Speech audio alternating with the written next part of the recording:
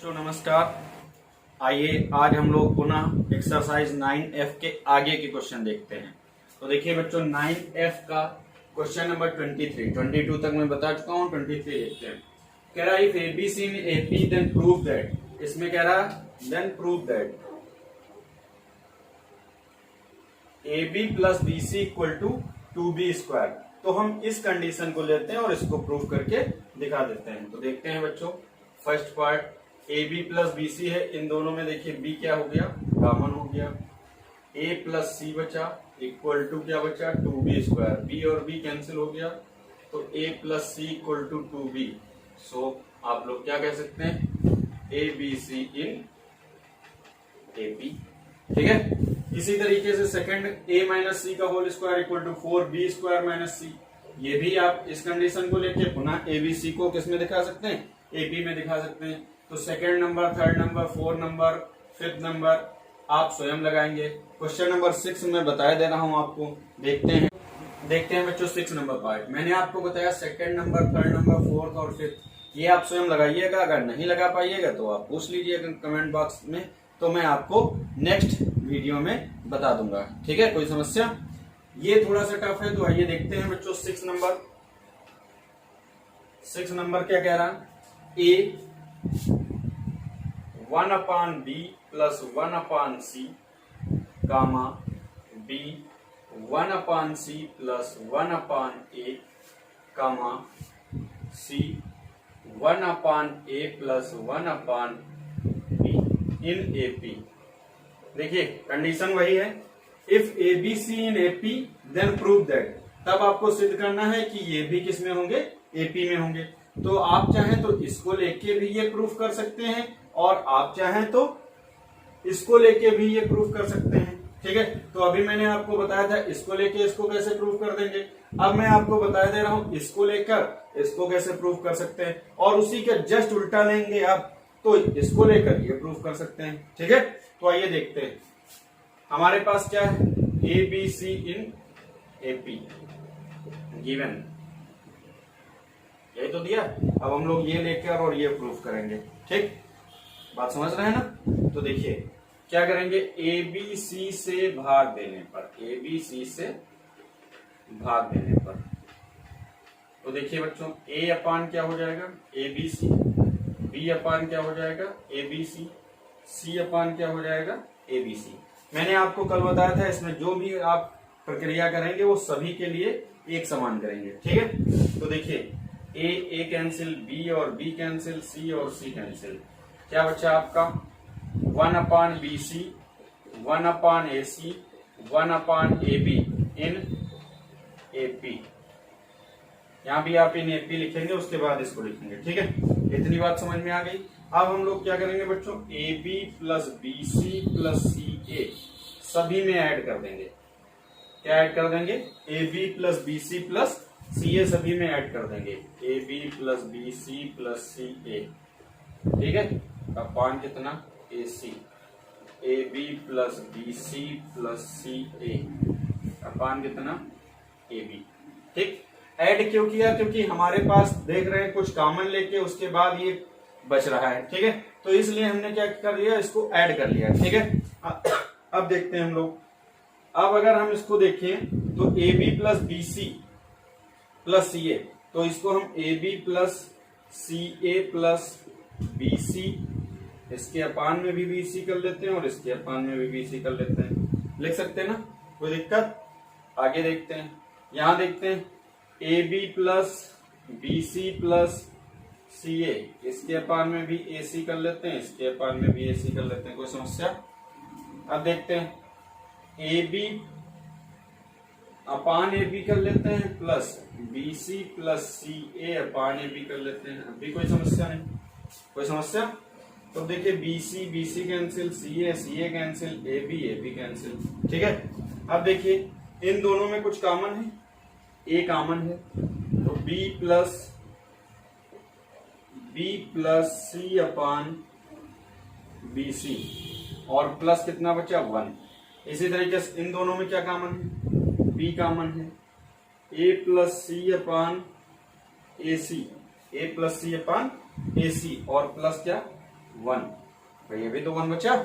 इसी तरीके से यहाँ देखते हैं तो क्या कॉमन, सी का मान, तो a plus B upon A B और प्लस क्या हो जाएगा 1। अब 1 तीनों में से क्या कर देंगे, हटा देंगे, ठीक है, 1 को हटाने पर। तो अब इसको हटा देते हैं और इसको अलग अलग कर लेते हैं, b upon B C plus C upon B C comma, यहाँ देखते हैं a upon A C plus C upon A C comma a upon A B plus B upon A B, ठीक है।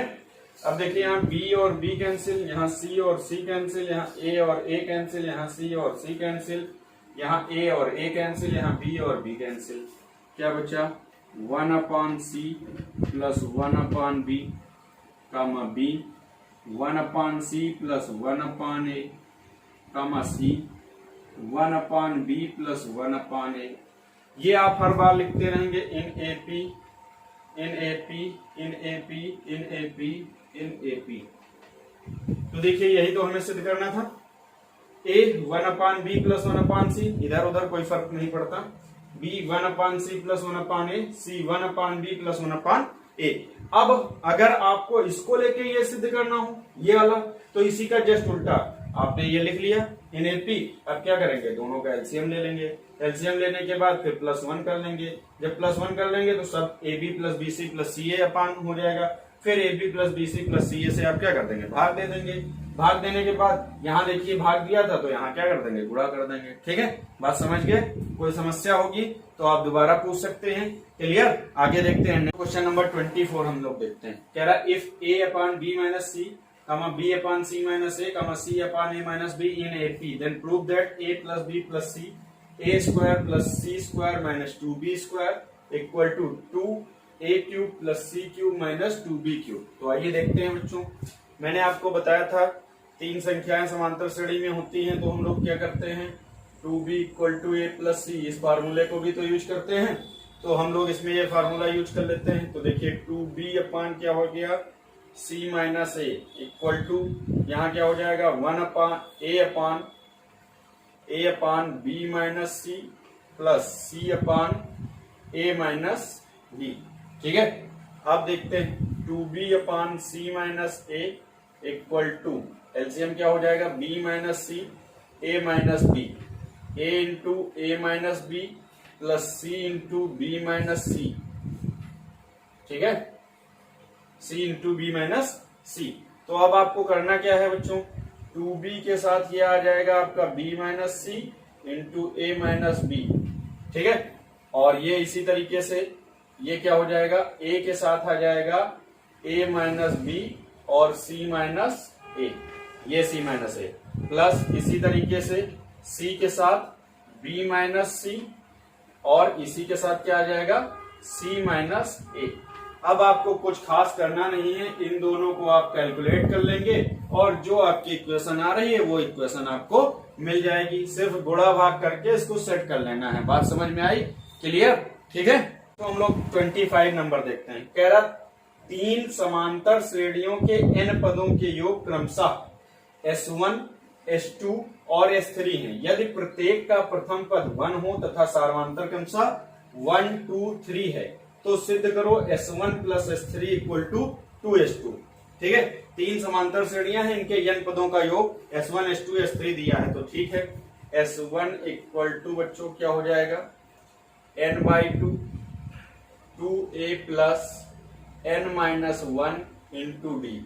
ये पहली श्रेणी के लिए हम लोग लगाएंगे, तो पहली श्रेणी के लिए प्रथम पद कितना दिया है 1 दिया है, तो S1 equal to n by 2 2 into 1 plus n minus 1, पहली श्रेणी के लिए सार्वंतर कितना दिया है 1 दिया है, ठीक है, तो S1 equal to n by 2 2 plus n minus 1।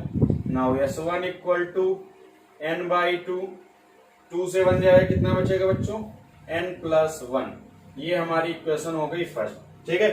इसी तरीके से हम लोग S2 निकालेंगे, तो S2 equal to n by 2 2a, तो a सबके लिए वही है 1 ही है, तो 2 into 1 plus n minus 1 into D. अब इसके लिए d कितना है बच्चों 2 है, तो इंटू 2 कर लेंगे, ठीक है। तो अब देखते हैं S2 इक्वल टू कितना n/2, 2 प्लस 2n माइनस कितना 2, n/2, 2n माइनस 2, 2 प्लस का 2 माइनस का कैंसिल हो जाएगा, कितना बचा 2n इंटू n/2, 2 भी कैंसिल किया हो गया n²। तो S2 का मान ये हो गया, S1 का मान ये हो गया। ठीक, अब S3 भी है तो S3 इक्वल टू हम लोग निकालते हैं n/3, n/2, 2 इंटू a का मान फिर से 1 है क्योंकि तीनों श्रेणियों का प्रथम पद क्या कह रहा है 1 कह रहा। ठीक है, प्लस n-1 इंटू d। अब इसके लिए सर्वांतर कितना है 3। ठीक, तो S3 equal to n/2, 2 plus 3n-3। ठीक, then S3 equal to n/2 कितना 3n-1, 3n-1। ये हमारी इक्वेशन हो गई थर्ड, ये इक्वेशन हो गई क्या हमारी सेकंड। तो अब हमें फर्स्ट S1 का भी मान मिल गया, सेकंड S2 का मान भी मिल गया, थर्ड S3 का मान भी मिल गया। अब देखिए हमें सिद्ध क्या करना है, S1 plus S3 equal to 2S2। तो हमें क्या सिद्ध करना है, चूंकि सिद्ध करना है S1 plus S3 equal to 2S2। ठीक है, तो अब हम लोग इसका LHS ले लेते हैं। क्या ले लेते हैं, LHS। तो LHS ले लेने पर हमारे पास देखिए S1 का मान कितना है बच्चों, हमारे पास S1 का मान है हमारे पास n/2 और n+1 बरोबर। ठीक है, S3 का मान कितना है हमारे पास, S3 का मान है हमारे पास प्लस n/2, 3n-1। ठीक, अब देखते हैं बच्चों n/2 तो दोनों में क्या हो गया, कॉमन हो गया ना। अब n+1 प्लस 3n-1, तो 1 प्लस का 1 माइनस का cancel, n/2 into 3n², n/2 into 3n²। भाई n 3n और n कितना हो जाएगा 4n, तो n/2 इंटू 4n² हो जाएगा। क्यों, देखिए एक सेकंड, कोई बात नहीं, n/2 कंफ्यूजन हो रही, 3n और n कितना हो जाएगा 4n हो जाएगा, 3n और n कितना हो जाएगा 4n हो जाएगा। ठीक, अब ये हो जाएगा 4n²/2, 2 1 जा 2, 2 2 जा 4, यानी कितना हो गया 2n²। तो देखिए S2 का मान बच्चों कितना था, n² था, तो इक्वल टू हम इसको क्या लिख सकते हैं 2S2। यही तो हमें सिद्ध करना था, RHS। बात समझ में आई, ठीक है, क्लियर। आगे देखते हैं, मैंने आपको 25 नंबर बताया, वैसे ही आप लोग 26 नंबर लगा लेंगे। वैसा ही है, एक एपी के n 2n 3n पदों के योग क्रमशः S1 S2 S3 हैं, तो सिद्ध करो। तो n पदों के लिए आप S1 मान लीजिएगा, 2n पदों के लिए S2 मान लीजिएगा और 3n पदों के लिए S3 मान लीजिएगा। इस वाली इक्वेशन में आप इसमें रख दीजिएगा और इसको प्रूव कर दीजिएगा। इसी क्रम में वैसे ये भी तो वैसे लगेगा, लेकिन ये क्वेश्चन नंबर 27 में आपको बताया जा रहा हूँ। यदि Sn किसी एपी के n पदों का योग हो तो सिद्ध करो कि Sn+3 minus 3Sn+2 plus 3Sn+1 minus Sn equal to 0। तो देखिए Sn इक्वल टू बच्चों आपको पता है क्या होता है, n/2 2a plus n-1 into d, ये होता ना। इसी तरीके से अगर हम लोग Sn+1 का मान निकालें तो देखिए Sn+1 कितना हो जाएगा, n+1/2 2a plus n+1 minus 1 into d। ठीक है, ये +1 -1 कैंसिल हो जाएगा, Sn+1 equal to n+1/2 2a plus n into d। ठीक है, इसी तरीके से अब हमने S1 निकाल लिया, Sn+1 चाहिए, क्या क्या Sn+2 भी चाहिए, Sn+3 भी चाहिए, तो हम लोग Sn+2 निकाल लेंगे। तो जब Sn+2 रखेंगे तो n+2/2 2a प्लस n के स्थान पे n+2 माइनस 1 इंटू d। तो क्या हो जाएगा, ये n+2/2 2a प्लस n+2 से बन जाएगा, कितना बचेगा बच्चों n+1 इंटू d। तो ये किसका मान हो गया, Sn+2 का मान हो गया। ठीक, इसी तरीके से Sn+3 भी हम लोग निकाल लेंगे। तो Sn+3 निकालेंगे, n+3/2 2a प्लस, अब n के स्थान पे क्या रख देंगे, n+3 -1 इंटू डी, क्या हो जाएगा, n+3/2 2a plus n+2 into कितना बच्चों हो जाएगा, डी। तो अब देखिए हमारे पास Sn भी मिल गया, Sn+1 भी मिल गया, Sn+2 भी मिल गया, Sn+3 भी नहीं मिल गया। अब हम लोग क्या करेंगे, इस इक्वेशन में तीनों के मान रख देंगे, मान रख के सॉल्व करेंगे। सॉल्व करने पे हमें क्या मिल जाएगा, 0 मिल जाएगा। तो आप लोग लगाइएगा, नहीं लगा पाइएगा तो कमेंट बॉक्स में पूछ लीजिएगा, मैं आपको बता दूंगा। क्लियर? आगे देखते हैं हम लोग बच्चों, हम लोग क्वेश्चन नंबर 28 देखते हैं। देखिए दिया हुआ यदि S1 S2 S3 dot dot SP क्रमशः उन AP के n पदों का योगफल निरूपित करते हैं जिनके प्रथम पद 1 2 3 डॉट डॉट P तथा जिनके सार्वंतर क्या है 1 3 5 डॉट डॉट 2P - 1 है, तो सिद्ध करो S1 plus S2 plus S3 plus dot dot SP का मान प्रथम NP पूर्णांकों के योग के बराबर होगा। तो आइए देखते हैं बच्चों, हम लोग क्या करते हैं, S1 इक्वल टू क्या, कितने n पदों का योगफल है, तो S1 equal to n/2 2a।